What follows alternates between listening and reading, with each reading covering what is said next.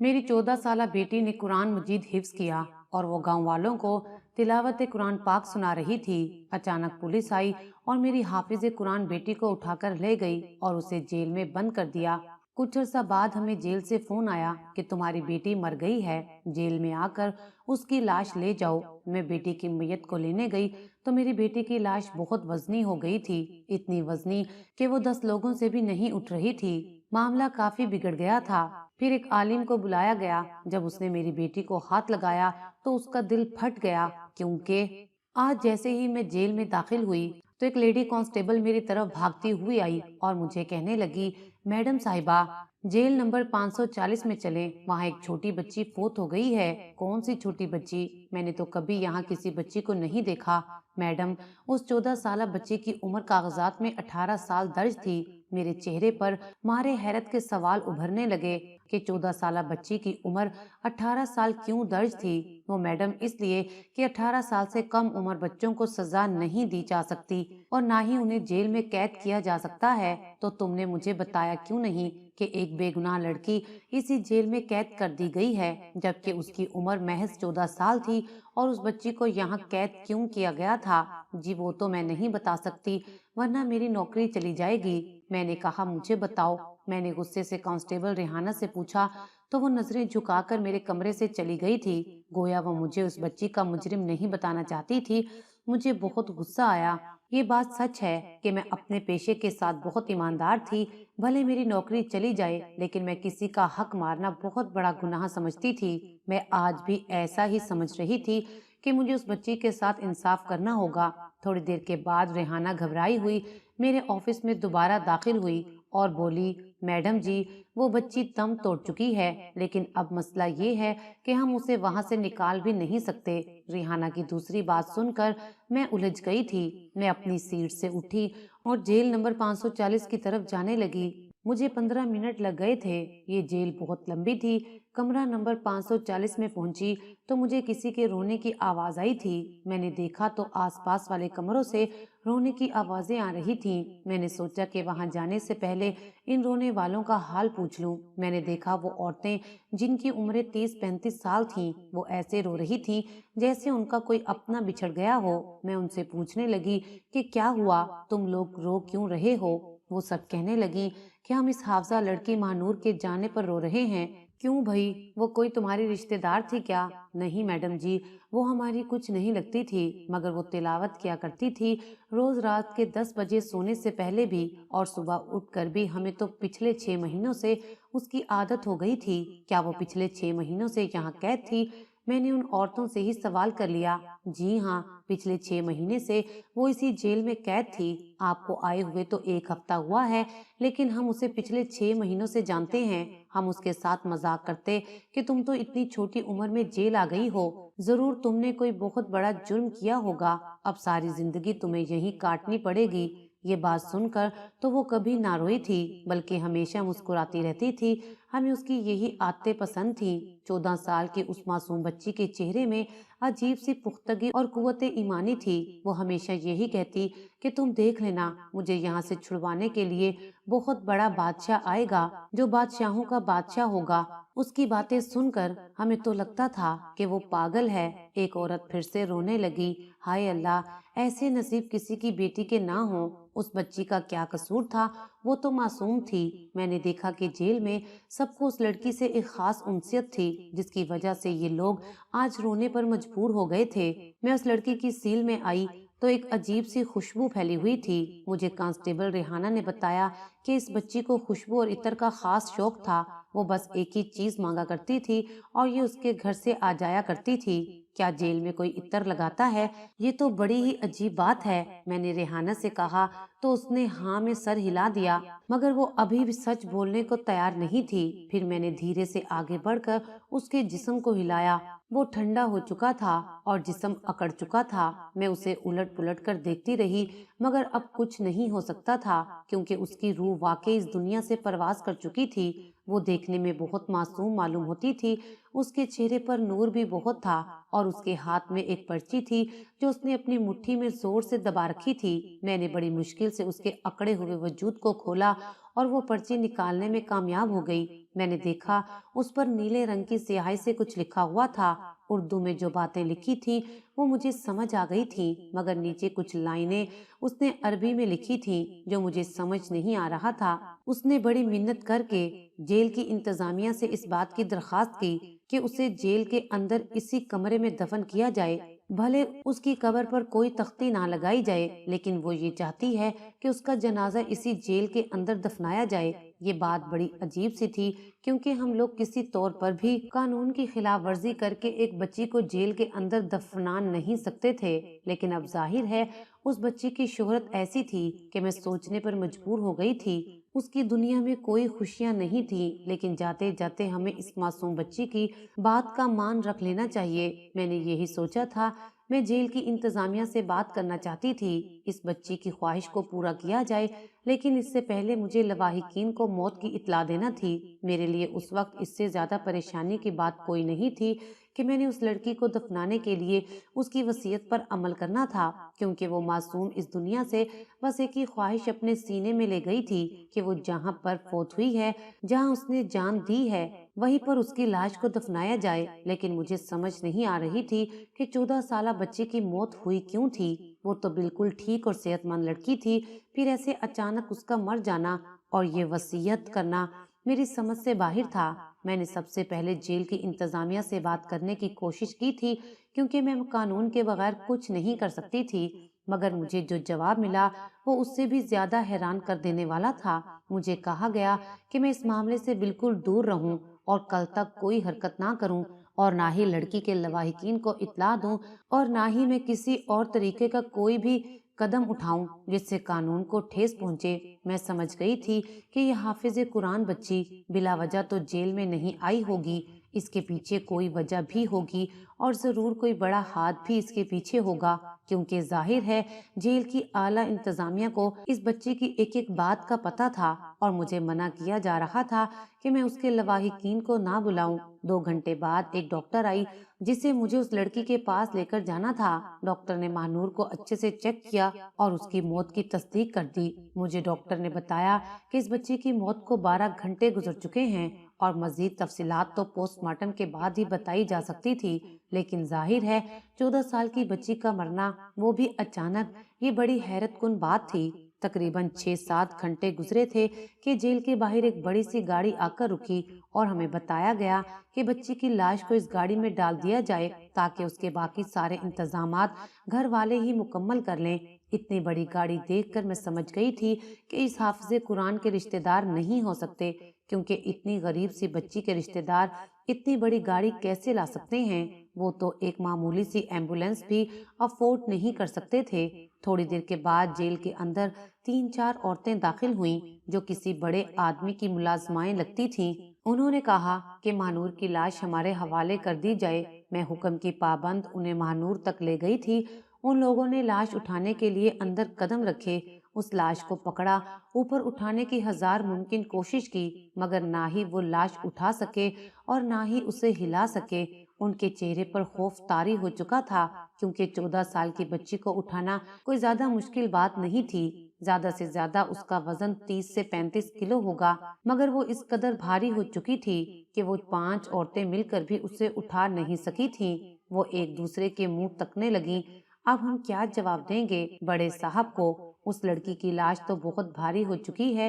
लाश जितनी छोटी होती है, गुनाह उतना ही बड़ा होता है। ये बच्ची किसी न किसी जुल्म की वजह से इस हाल को पहुंची है। अब जाहिर है जब तक उस जुल्म का मदावा नहीं होगा तब तक तो ये नहीं उठेगी। क्या आपने इसे कुछ किया है? उनमें से एक मुलाजमा ने मेरी तरफ देखकर पूछा था। भाई, मैं क्या कर सकती हूँ? लाश आपके सामने है, अगर आप उठा सकते हैं तो उठाकर ले जाएं। मेरी बात सुनकर उन्होंने एक बार फिर से जोर लगाने की कोशिश की, मगर वो उसका एक बाजू भी ना हिला सके। थोड़ी देर के बाद बाहर गाड़ी में मौजूद शख्स को इत्तला दी गई कि इस बच्ची की लाश नहीं उठाई जा रही। वो साहब भी दनदनाते हुए औरतों की जेल में तशरीफ ले आए। हुलिये से तो वो नाली साफ करने वाले लग रहे थे, मगर दौलत की चमक ने ان کو جاخود جلال بخش دیا تھا۔ انہوں نے مجھ سے سختی سے بات کی اور کہا کہ یہ سب ڈرامے چھوڑ کر میں لاش ان کے حوالے کر دوں ورنہ میری نوکری بھی جا سکتی ہے۔ میں نے کہا کہ میں اس بات پر کوئی پابندی نہیں لگا رہی، آپ چاہیں تو اپنے 10-15 اور لوگوں کو بلا لیں، یہ لوگ لاش نہیں اٹھا پا رہے تو اس میں میرا کیا قصور ہے؟ وہ حیرت سے پھٹی پھٹی آنکھوں کے ساتھ مجھے دیکھنے لگا، پھر اندر جا کر دیکھا تو وہ لاش جوں کی توں پڑی تھی، نہ ہی اسے اٹھایا جا سکتا تھا اور نہ ہی باہر لایا جا سکتا تھا۔ بچی کے چہرے پر عجیب سی مسکراہٹ تھی جو ان سب کے ذہنوں پر لرزہ طاری کر رہی تھی۔ میں بھی کافی حیران ہو رہی تھی اور یہ لوگ بھی سوچ میں پڑ گئے تھے۔ پھر میں نے ان کو وہ پرچی نکال کر دکھائی۔ میں نے کہا بچی نے وصیت کی ہے کہ اسے اسی کمرے کے اندر دفنایا جائے اور شاید اسی وصیت کی وجہ سے اس کے جنازے کو آپ ہلا نہیں پا رہے۔ یہ حافظ قرآن بچی تھی، اس پر اللہ کا کرم ہوگا، اسی وجہ سے تو سب ہو رہا ہے۔ میری بات سن کر وہ لوگ مرغوب نظر آ رہے تھے۔ ظاہر ہے میری بات ماننے کے علاوہ ان کے پاس اور کوئی چارہ بھی تو نہیں تھا۔ وہ آدمی کہنے لگا اگر ہم اسے یہیں دفنا دیتے ہیں تو کسی کو پتہ تو نہیں چلے گا؟ اس بارے میں کچھ نہیں کہہ سکتی۔ میں نے انہیں سیدھا سیدھا جواب دے دیا چلے پھر یہ معاملہ ہم آپ پر چھوڑتے ہیں، ہم آپ کو پابند نہیں کریں گے، آپ جو چاہیں اس لاش کے ساتھ کریں، لیکن اگر ہمارا نام کہیں بھی آیا تو اچھا نہیں ہوگا۔ میں نے بس ایک ہی بار ہاں میں سر ہلایا تھا۔ مجھے پتا تھا کہ اب مجھے کیا کرنا ہے۔ میں نے جیل کی انتظامیہ کو بھی اس بارے میں مزید تفصیلات نہیں فراہم کرنا تھی۔ میں نے کانسٹیبل سے پوچھا کہ یہاں قریبی جامع مسجد کون سی ہے؟ وہ تقریباً 12 کلومیٹر دور تھی، مگر اتنی بھی دور نہیں تھی کہ وہاں پہنچا نہ جا سکے۔ میں اپنی گاڑی میں وہاں پہنچ گئی۔ سننے میں آیا تھا اس مسجد کے امام صاحب بہت بڑے عالم تھے اور مجھے کسی بڑے عالم کی ضرورت تھی۔ خیر ظہر کا وقت تھا، مولوی صاحب اپنی نماز سے فارغ ہو کر ذکر میں مصروف تھے۔ میں ان کے پاس جا پہنچی۔ میرا حلیہ دیکھ کر وہ گھبرا گئے کہ شاید میں ان پر کوئی کیس کرنے آئی ہوں۔ میں نے بتا دیا کہ میں یہاں ایک بچی کے معاملے میں کوئی بات کرنا چاہتی ہوں۔ انہوں نے مجھ سے تفصیلات پوچھی۔ میں نے وہ پرچی بھی دکھا دی تو کہنے لگے کہ بیٹی اس کے لیے تو مجھے تمہارے ساتھ جانا پڑے گا، دیکھنا پڑے گا کہ وہاں پر کیا ماحول ہے اور بچی کے حافظ قرآن ہونے کا بھی کوئی ثبوت ہے تمہارے پاس یا پھر تم سنی سنائی بات کہہ رہی ہو؟ نہیں عالم صاحب، جو کچھ اپنی آنکھوں سے دیکھا ہے میں وہی آپ کو بتا رہی ہوں۔ آپ خود چل کر بھی اس لاش کو اٹھا کر دیکھ سکتے ہیں۔ مجھے تو اس کے لواحقین کے بارے میں مکمل معلومات بھی نہیں ہیں۔ میری ایک ہفتہ پہلے ہی یہاں پوسٹنگ ہوئی ہے، مجھے زیادہ معاملات کا پتہ نہیں ہے۔ آپ میرے ساتھ چلیں گے تو میری رہنمائی ہو جائے گی۔ میری بات سن کر انہوں نے حامی بھر لی اور وہ میرے ساتھ جیل میں آ گئے۔ میں نے دیکھا کہ وہ اس بچی کو دیکھ کر خود بھی بہت زیادہ پریشان سے ہو گئے تھے۔ ان کے چہرے پر فکر اور سوچ کے آثار تھے۔ مجھ سے پرچی لے کر دوبارہ پڑھنے لگے۔ عربی میں لکھی زبان ان کی سمجھ میں تو آتی تھی، ظاہر ہے میں عربی نہیں سمجھ سکتی تھی مگر اردو سمجھ گئی تھی۔ انہوں نے کہا کہ بیٹی اس لڑکی نے تمہیں اپنی قبر بنانے کے لیے یہاں نہیں کہا، اصل میں بات کچھ اور ہے۔ اب تم مجھے 3 یا 4 مزدور بلوا کر دو، پھر میں تمہیں اس ساری بات کی حکمت سمجھاؤں گا۔ میں ریحانہ کو لے کر اس کمرے سے نکل گئی۔ ہم نے آس پاس سے 3-4 مزدور بلا لیے۔ مزدوروں کے آتے ہی عالم صاحب نے انہیں حکم دیا کہ آس پاس کی زمین کو کھودنا شروع کر دو۔ میں نے کہا کہ اس بچی کا کیا ہوگا جس کا جنازہ کمرے کے عین وسط میں پڑا ہے؟ اگر اس طرح سے مٹی کھودنا شروع کی تو یوں لاش کی بے حرمتی ہو جائے گی۔ یہ سن کر عالم صاحب مسکرائے اور بولے بیٹی اب تم لاش کو اٹھا کر دیکھو، انشاءاللہ یہ اٹھ جائے گی، اسے اٹھا کر باہر لے جاؤ۔ ان کے کہتے ہی میں نے بچی کو ہلا کر دیکھا تو وہ سوکھے پتے کی طرح بے وزن لگ رہی تھی۔ میں حیرت کے ساتھ پھٹی پھٹی آنکھوں سے اسے دیکھنے لگی تھی۔ ایسا کیسے ہو سکتا ہے؟ آدھا گھنٹہ پہلے یہ کسی وزنی پتھر کی طرح ہل بھی نہیں رہی تھی۔ ہاں بیٹی ایسا ہی تھا، کیونکہ تمہیں اس کی پوری وصیت سمجھ نہیں آئی تھی، لیکن مجھے سمجھ آ چکی ہے۔ چلو شاباش، اسے اٹھا کر باہر لے جاؤ۔ میں نے بچی کو خود ہی اٹھا لیا تھا، وہ زیادہ بھاری نہیں لگ رہی تھی۔ میں نے اسے ریحانہ کے حوالے کر دیا اور کہا کہ اس کے کفن دفن کا بندوبست کرو۔ جب تک عالم صاحب نے اس کمرے کی کھدائی شروع کروا دی، میں نے لڑکی کے لواحقین کو بھی اطلاع کر دی تھی، کیونکہ نہ ہی میں اس ذمہ دار سے ڈرتی تھی اور نہ ہی مجھے اپنی نوکری جانے کا خطرہ تھا۔ جو کچھ میں اپنی آنکھوں سے دیکھ چکی تھی، اس کے بعد میرا اللہ پر ایمان مزید مضبوط ہو چکا تھا۔ چند ہی لمحے گزرے تھے کہ بچی کے کفن دفن کی تیاریاں شروع ہو چکی تھیں۔ میں ابھی تک اسی سوچ میں گم تھی کہ آخر اس بچی کو اس جیل میں کیوں بند کیا گیا تھا۔ میں نے اس کے لواحقین سے ملنے کا فیصلہ کیا۔ کمرے کی کھدائی جاری تھی۔ کچھ دیر بعد اس کے غریب ماں باپ میرے سامنے بیٹھے تھے۔ میں نے انہیں ان کی بیٹی کی موت کی اطلاع دی تو وہ پھٹی پھٹی آنکھوں سے مجھے دیکھنے لگے۔ میری بچی کی عمر ہی کیا تھی، ان ظالموں نے اسے یہاں بند کیا ہوا تھا۔ بی بی جی، اللہ انصاف کرنے والا ہے۔ ویسے تو میری بچی کے دل میں بچپن سے ہی سوراخ تھا۔ ڈاکٹر نے کہا تھا کہ وہ زیادہ عرصہ زندہ نہیں رہ سکے گی، اچانک کسی دن اس کی موت ہو جائے گی، لیکن ان ظالموں نے تو اسے پہلے ہی مار دیا ہے۔ آپ مجھے بتا سکتی ہیں کہ آپ کی بچی اتنی کم عمری میں جیل میں بند کیوں تھی؟ جی، میرا نام راشدہ ہے اور یہ میرا شوہر تصور ہے۔ ہم لوگ یہاں پاس گاؤں میں ہی رہتے ہیں، ہماری اپنی کوئی زمین نہیں ہے۔ ہم لوگ ذمہ دار صاحب کی زمین پر کام کرتے ہیں اور انہی کے لیے محنت کرتے ہیں۔ میری یہ چھوٹی بچی جس کا نام مہنور ہے، اسے میں نے قرآن پاک حفظ کروایا تھا۔ اپنے بچوں کو ہم دنیاوی تعلیم تو دے نہیں سکتے کیونکہ ذمہ دار صاحب نے ہمیں ایسا کرنے سے منع کر رکھا ہے۔ مجھے بڑی حیرت ہو رہی تھی کہ ایک ذمہ دار کیسے کسی کو اس کام سے روک سکتا ہے۔ میری بچی نے قرآن پاک اتنے اچھے سے حفظ کیا تھا کہ بڑے بڑے علماء حیران رہ جاتے تھے۔ سب گاؤں والے میری بیٹی سے تلاوت قرآن پاک سنا کرتے تھے۔ وہ تلاوت اتنی خوبصورتی سے کرتی کہ جو بھی سنتا تو وہ سنتا ہی رہ جاتا تھا۔ ایسا لگتا تھا اس کے گلے سے کسی اور کی آواز آ رہی ہے۔ اتنی حسین آواز میں نے آج تک نہیں سنی تھی۔ بس یہ میں آپ کو کیا بتاؤں، اور شفیق میں نے کوئی نہیں دیکھا تھا۔ وہ سب کا خیال رکھتی تھی۔ وہ عورت رونے لگی۔ مگر یہ تو بتائیے کہ جیل میں کیوں بند کیا آپ کی بیٹی کو؟ یہ سب ذمہ دار صاحب کی بیٹی کی وجہ سے ہوا ہے۔ وہ کیسے؟ باجی، ایک دن میری بیٹی اور ذمہ دار صاحب کی بیٹی کھیل رہی تھی۔ میری بچی نے اسے کچھ کہہ دیا۔ معمولی سی بات پر لڑائی اتنی بڑھی کہ اپنی چھوٹی بیٹی کی اس انہونی فرمائش پر بڑے صاحب نے میری بچی کو جیل میں بند کروا دیا اور الزام لگایا گیا کہ میری بچی چور ہے، اس نے گھر سے سونا چوری کیا ہے۔ ہم تو سوچ بھی نہیں سکتے کہ کوئی اتنا بھی سفاک ہو سکتا ہے۔ اچھا، آپ پریشان نہ ہو، اللہ پاک بہتر انصاف کرنے والا ہے۔ آپ یقین رکھیے، آپ کی بچی کے ساتھ اس جیل میں کوئی ظلم نہیں ہوا، سب لوگ اس سے محبت کرتے تھے۔ میں نے اس عورت کو تسلی دینے کی کوشش کی۔ جی، میں سمجھ سکتی ہوں، لیکن میری بچی بہت معصوم تھی، مجھے اس کا غم ساری زندگی رہے گا۔ مجھے اس عورت کے اوپر ترس آ رہا تھا۔ اتنے میں عالم صاحب نے مجھے اطلاع دی کہ کمرے کی کھدائی مکمل ہو چکی ہے اور وہ مجھے حیران کر دینے کے لیے تیار تھے۔ میں اندر گئی تو میری آنکھیں پھٹی کی پھٹی رہ گئیں۔ اب تو وہاں مزدور بھی نہیں تھے۔ میں نے دیکھا کہ مٹی سے ایک چمکتی چیز نظر آ رہی تھی۔ عالم صاحب نے مجھے کہا کہ یہ اٹھاؤ اور اس کے ماں باپ کے حوالے کر دو۔ جب میں نے اسے اٹھانے کی کوشش کی تو وہ بہت وزنی چیز تھی، جس کا وزن کم سے کم 5 کلو ہوگا۔ میں نے جیسے ہی اسے اوپر اٹھایا تو میری آنکھیں پھٹی کی پھٹی رہ گئیں۔ وہ تو سونے کی ایک تھیلی تھی جس کے اندر بے شمار قیمتی ہیرے جواہرات تھے۔ اس کا کیا کرنا ہے؟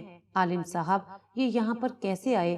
بس بیٹا، جو اس بچی نے لکھا تھا اس کا مطلب یہی تھا، اسی وجہ سے تو اس کی لاش اٹھائی نہیں جا رہی تھی۔ وہ صبح شام تلاوت قرآن پاک کے بعد اپنے ماں باپ کے لیے دعائیں مانگتی رہتی تھی۔ جتنا عرصہ وہ یہاں پر قید رہی، وہ بس ایک ہی دعا کرتی رہی کہ اے اللہ، میرے ماں باپ کو افضل کر دے، انہیں اتنی دولت دے کہ وہ کسی کے پاس مزدوری نہ کریں، ذمہ دار کے پاس بھی نہیں۔ دیکھو تو وہ ہر روز اپنے مالک کو خط میں لکھتی رہی اور زمین میں دفن کرتی رہی۔ عالم صاحب نے مجھے 10 سے 12 مزید خط دکھائے جنہیں دیکھ کر میں رو پڑی تھی۔ اتنی چھوٹی سی بچی اپنے ماں باپ سے اتنی محبت کرتی تھی کہ یہ سب کچھ اپنی آنکھوں سے دیکھ رہی ہوں۔ سونے کی وہ پوٹلی جب میں نے بچی کے ماں باپ کے حوالے کی تو وہ بھی حیران ہو گئے۔ وہ میری طرف ایسے دیکھنے لگے جیسے میں ان کے ساتھ کوئی مذاق کر رہی ہوں۔ اگرچہ یہ سب کچھ ان کی بچی کی موت کا ازالہ تو نہیں تھا، لیکن اگلے 1 سال میں اس ذمہ دار سے زیادہ جائیداد اور محلات بنا کر انہوں نے اس ذمہ دار کو حیران ضرور کیا تھا۔ سچ ہے کہ ایک حافظ قرآن کی دعا ضرور قبول ہوتی ہے، کیونکہ اس کے سینے میں اللہ تعالیٰ کا کلام پاک محفوظ ہوتا ہے، اور پھر 1 سال بعد وہی ذمہ دار جس نے اس بچی کو جیل میں بند کروایا تھا، اس کی ساری دولت اور عزت مٹی میں مل گئی تھی۔ آج وہ پاگلوں کی طرح سڑک پر بھیک مانگتا ہے۔ مجھے نہیں پتا کہ اس کے ساتھ کیا ہوا تھا، مگر میں اتنا جانتی ہوں کہ اگر کوئی کسی کے ساتھ ظلم کرتا ہے تو وہ ایک نہ ایک دن اللہ تعالیٰ کی پکڑ میں ضرور آتا ہے، اور اس ذمہ دار کے ساتھ بھی یہی سب کچھ ہوا تھا۔